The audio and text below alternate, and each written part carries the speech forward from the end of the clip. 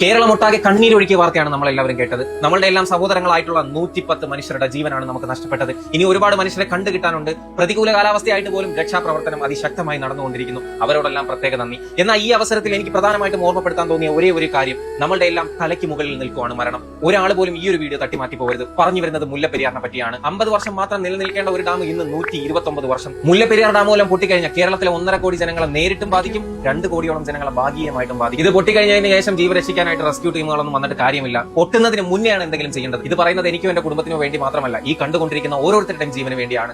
നമ്മൾ മുല്ലപ്പെരിയാറിൽ നിന്ന് സേവ് ആവണം, മുല്ലപ്പെരിയാറിനെ സേവ് ചെയ്യണം. അതിനായിട്ട് എന്റെ ബ്രോഡ്കാസ്റ്റ് ചാനലിൽ കൊടുത്തിരിക്കുന്ന ആ ഒരു ലിങ്ക് വഴി നിങ്ങൾ ഓൺലൈൻ പെറ്റീഷൻ രജിസ്റ്റർ ചെയ്യണം. നിങ്ങളുടെ പേര്, ഇമെയിൽ അഡ്രസ് കൊടുത്ത് ഇപ്പൊ തന്നെ ഈ ഒരു പെറ്റീഷൻ രജിസ്റ്റർ ചെയ്യുക.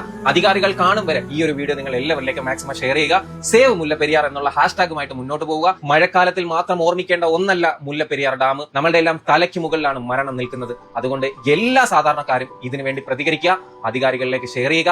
എത്രയും വേഗം മുല്ലപ്പെരിയാറിനെ സംബന്ധിച്ച് നമുക്കൊരു നല്ല വാർത്ത കാണാൻ പറ്റുമെന്ന് ഞാൻ വിശ്വസിക്കുന്നു.